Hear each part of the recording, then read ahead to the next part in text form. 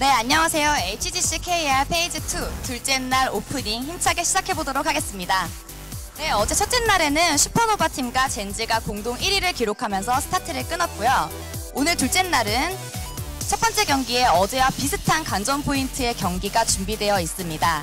네, 과거에는 동료였지만 오늘은 외나무 시공다리에서 만나는 그 선수들, 바로 발리스틱스 팀과 새롭게 나초진 선수가 들어간 팀 미라클의 매치가 준비되어 있습니다.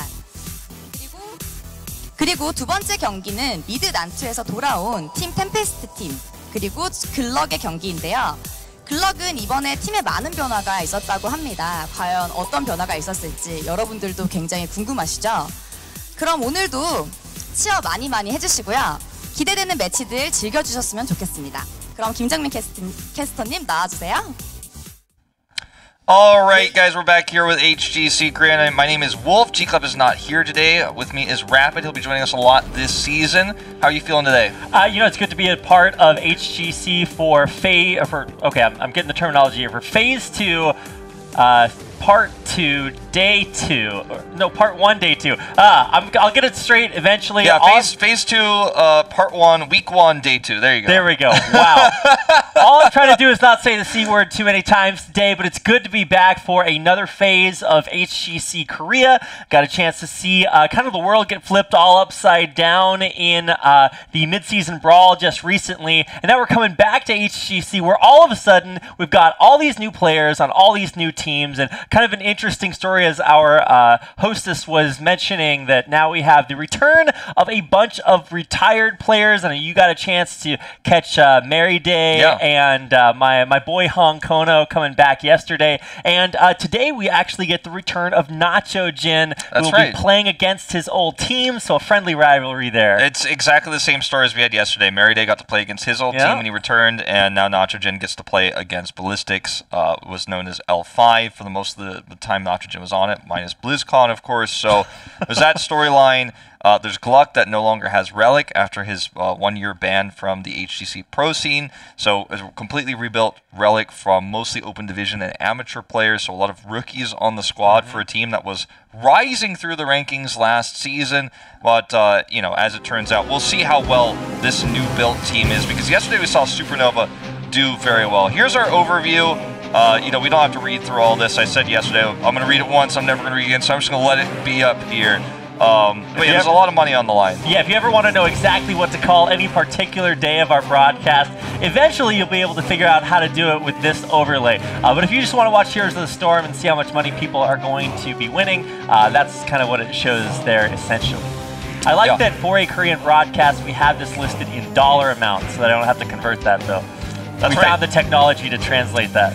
Yeah, if you converted to Korean won, the numbers would not look as nice. We got the zeros at the end, the 500 at the end here. But yeah, if you take that USD amount, you could add, you know, probably 35,000, ends up probably being 42 to 45 million Korean won. It looks a lot better when it's millions of won. Millions and millions. Literally millions. So this is a look at the standings so far. Of course, we have a grand total of 1 day of standings to look at here. So I don't know how indicative these standings are going to hold up over the course of this season. Of course, it was a little bit surprising to see Supernova come out as this sort of unknown quantity with some players returning to HGC, but they actually look surprisingly good. So it's exciting to see them up at the top of Gen G. They look really good, and we'll have to wait and see when they're tested against a stronger team than Please. But yesterday they had really strong rotations, really good team fighting, good focus fire, and the teamwork and the synergy looked overall really top-notch. So I think we can expect big things from Supernova in the future, but let's not get too excited about Supernova just yet. Now here's today's matches. Ballistics will face off against Miracle, where the return of Nacho Jin is the big story here. Miracle's the team that all the Korean teams right now are saying is the strongest in scrims, which has not been heard since 2016. So we'll see how Miracle performs. And of course, at our second series, we have GLuck, the newly formed team, versus Tempest, who had a better result than Ballistics at Mid-Season Brawl. That's another story we have to mention for Ballistics, is they just had really poor performances at the midseason brawl, losing 3 times, in fact, to Tempest Storm to be eliminated in the group stage. Hey, Ballistics and Tempest, when you think about the pedigree that Korean Heroes teams have going into the midseason brawl, I was expecting not necessarily just straight up top 3 finishes, but it was just really impressive to me to see how the European and North American teams performed there. I mean, yeah, what a performance. I think Tempo Storm really surprised a lot of people. Yeah. And for everyone that's not Gen G, you know, it was a little bit disappointing to see teams like Ballistics, like Tempest come out there and really show that they are quite mortal. Yeah, and Tempest had, you know, their run-in with Heroes Heart. They were able to win that. Right. They ended up being defeated by Dignitas in the end. No shame in that, considering how deep Dignitas made their run through that losers bracket. So, yeah, a lot of storylines for redemption, I think, for Ballistics specifically. I think Tempest is unhappy they weren't able to make the grand finals to go back to their 2016 Sweden win. Yeah. It was the first time they'd returned to Sweden since then, and they had an opportunity to have that rematch finals. Didn't happen in the end. But I think for Ballistics, this is kind of a story of where are we at? Because, you know, the fans are unhappy. Everyone's kind of predicting that they might not even make top 3 this season just based on midseason brawl results alone. I'm not going to personally put it out that far. I'm not going to say I think they're not going to be top 3. Well, they need to prove something here in this opening match. Yeah, we've got a few phases before we actually get a chance to see whether or not these teams are, you know, world championship caliber. I think midseason brawl was kind of cool, but because it was played on, you know, previous rosters, it's not really indicative of what things are going to look like.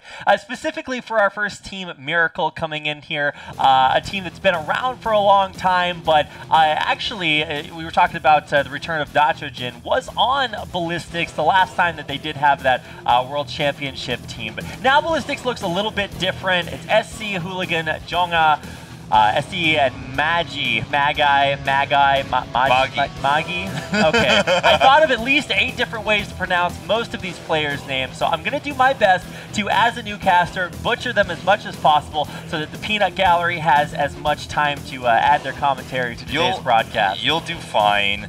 Yeah, I mean, it's interesting to talk about the history of Nitrogen because he was fantastic off DPS. Like, he had a great Li Ming. His fall stat was fearsome, and that was kind of what he was famous for. His ability to play global heroes along with Jungha playing the Hunt Illidan, for example, in BlizzCon 2016 is where he really got famous and got popular, as well as his really good drafting. He was replaced by SDE, who I think lived up to the legacy by the end of 2017, and this year has continued to look good on mages. But Magi, I think, has been one of the weak points for this team. There's the SDE fan here. That's some emotes from his Twitch chat, or Twitch channel. But yeah, Magi has struggled to increase his hero pool on support. He's been, you know, kind of a Uther Malfurion main, and Uther has been less meta recently. His Stukov has not been up to international standards.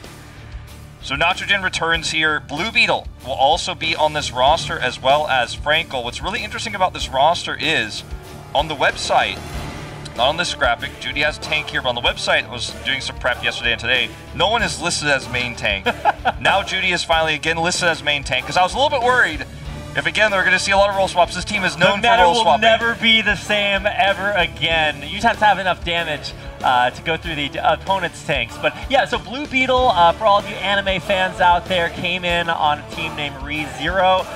So that was kind of seen to... Oh, he was kind of the star of the show back then, and so they've gotten the strong part of that roster. They've also brought in Frankel, who is a very strong part of Felize's roster. Of course, a huge Genji Tracer kind of player, super aggressive. And even in the promotion matches, or the Crucible, rather. Gotta get my terminology straight here. That guy looked on fire! So I'm excited to see a lot of strong components from different teams all kind of coalescing in the new Miracle. Yeah, this is going to be exciting to see. I think Frankel is very underrated in the scene. Sniper is really the last piece of this team that was once originally TNL that really exists. You know, Judy is the only other member from the old roster. Everything else is new. So this team is Miracle only in Sniper and name alone, really. So it's a completely new roster, and we've seen Miracle change the roster more than any other team. They've changed roles, positions, and they've just struggled to find success since 2016. Maybe this is the roster. Everyone's saying this is the strongest team in scrims right now.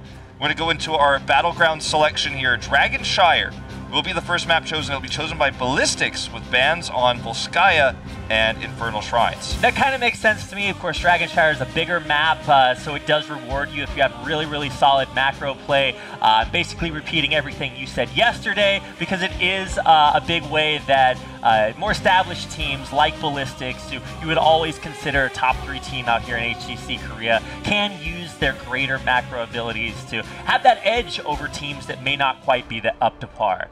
It's interesting to see the ban on Infernal Shrines as well, because that's a map that isn't really normally banned in Korea. I think the reason why it ends up drawing a ban here is because the meta is shifting a lot on Infernal Shrines right now. We're seeing a lot more Alex Strasza, more unique heroes. The Malfurion ban coming in first is something we only saw once from Genji yesterday, so kind of forcing the move away from the safe first pick Malfurions and also leaving the Maiev open. It has been kind of a shift we've seen just over the course of day one.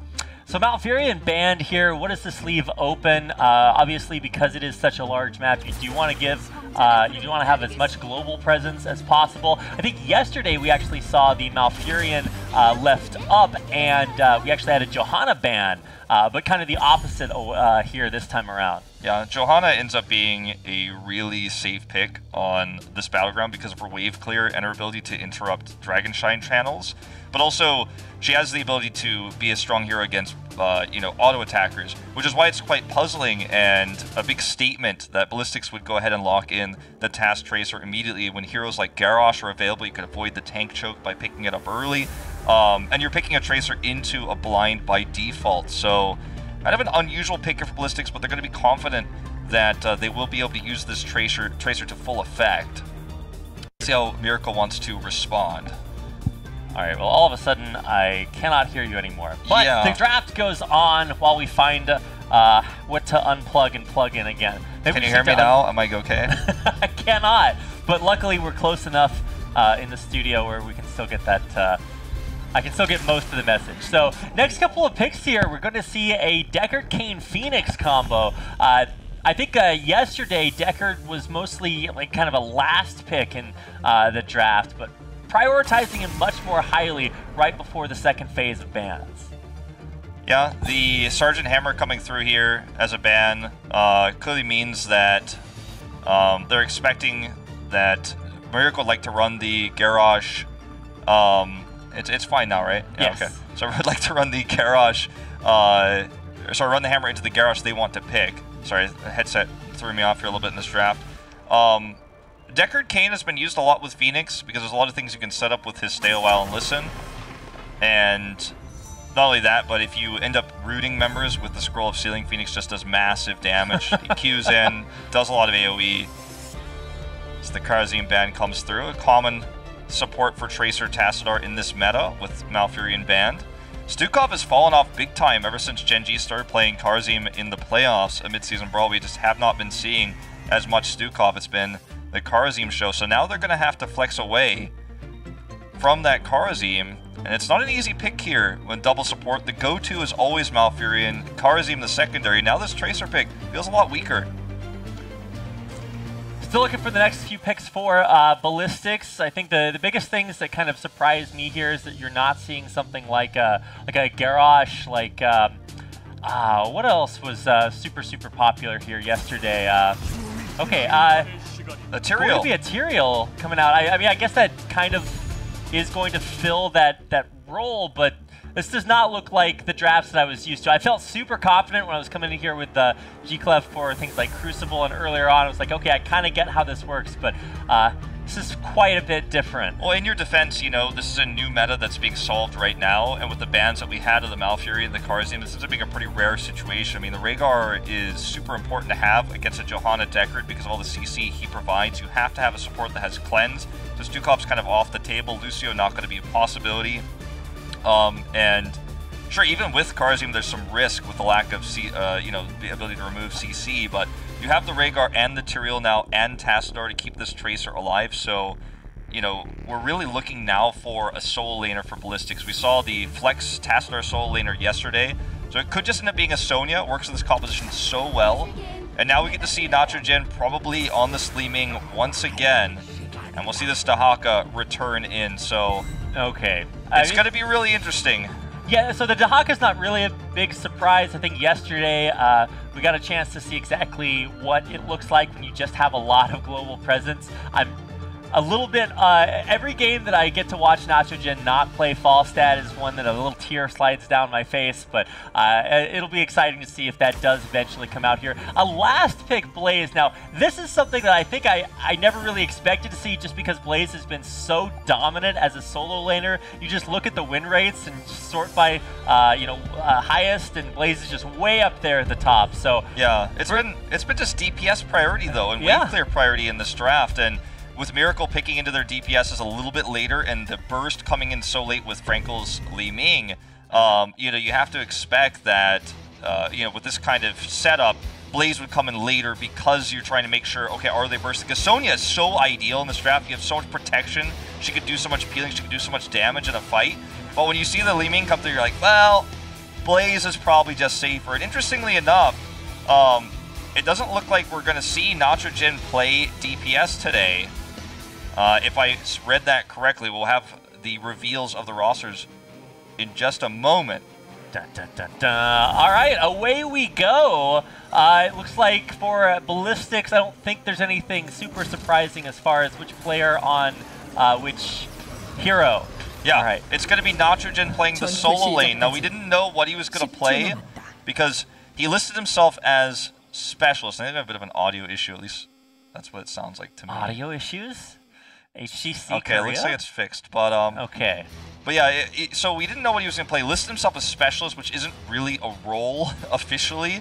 Unless you're playing like Nazebo or Zagara as solo laner. I'm a Nazebo only player. Can I be called a specialist? So that was, I didn't know exactly what that meant, and we didn't know what it would be until we got in game. But now we know he is going to be playing the solo lane role. So he's going to be playing the same sort of role he played when Falstad was a solo laner back in those old times you were mentioning. Back in my day. Okay, so kind of the same idea. Maybe it's just a different word for the same concept. Still going to have, I guess, the semi-global, or I guess it is fully global, depending on where the brush is. One day we'll make a map that only has brush on the top side, so big nerf to the Hakas out there, but not yet. Well, then they would just solo lane the bottom and they'd lane swap, and then you'd just be able to brush to the top. I guess it'd still be nerfed because there wouldn't be any brush in the middle or the sides, but yeah, maybe once we have the I don't know, whatever is the second phase of Alterac Pass, because there was Alterac Pass and then there was the battleground right below that. I forget what it was called because I never played WoW, but yeah, there's another one. Either. All I remember is there was like a 10-minute diatribe of Caleris talking about all the other Alterac areas. Yeah. And eventually I picked something up from that, but I didn't pick anything up from that. Well, it's not in the map pool, along with that one other map that I'm not supposed to talk about. So I think we can all be a little bit happier about that. Sure, we won't mention the name, but I think everyone knows what you mean. I made that mistake on my first HGC broadcast. Never again. Looks like we're good. Well, looks like we're in game now. Everything is fine. Audio seems fine in my headset too, so I think we're okay. As we approach this early game, it'll be really interesting to see how Nachogen performs on this Dahaka, because he's always been a split push type player, whether on DPS or, DPSs that play the solo lane. It's a really interesting scroll of ceiling there. Did not catch anybody. It was a zoning scroll of ceiling. Yeah. That's what most of mine look like. But yeah, mine too. No, this is truly a luxury for me. I am a little bit new to HGC Korea, and because this is a new phase with new rosters and specifically new players, well, I guess it's old players coming back as new players like Nachogen, I just want to kind of zoom out, see what these new rosters look like. Like you were saying, Wolf, a lot of hype behind Miracle, having done apparently pretty well in scrims coming into this week. I don't know what to expect here, but I guess this is where we get to find out. Yeah, exactly. I mean, this is kind of a historical moment, right? This will be the first time Nachogen has returned since he left Ballistics, and it'll be the first time that he plays against them as well. I mean, obviously, since it's his first time not playing with them, it's not as shocking the first time he faces them, but he gets to do it in his opening match, which is kind of a treat for us to see, and he's doing it with a new role that plays similarly to his old DPS. As you can see, he's controlling and winning that top lane at the moment in terms of Shrine control. The bot lane is being won up here, so they actually have an opportunity to take control of this Dragon, Knight for just a second. It's not really going to work out, but they had for just a moment the opportunity to control it. If I could set this up maybe a little bit more, what really is a remarkably consistent hallmark of HGC Korea is how delineated the teams are, how top-heavy it can be. And so when you have that experience being on a team like Ballistics, who's just always been kind of one of the royal teams of HGC up there in the top, like that experience is totally different than being like on Ace or Raven or any of those bottom teams. So for Nitrogen to have known what it has been like to be up at the absolute pinnacle of Heroes of the Storm professional play, and now to come back and try to do it all over again on Miracle with a whole host of new players on this roster, that has to feel a little bit like a reboot. It's a reboot. It's definitely daunting. I mean, you say the upper echelon, and we talk about how different it is between these two teams. I mean, Miracle, it wouldn't be true to say they were a middling team. They were a bottom team and an unperforming team and a disappointing team for many years actually now in HGC Korea. So to come back from being BlizzCon champion to now, and traveling the world, right, as only really on this roster Sniper has,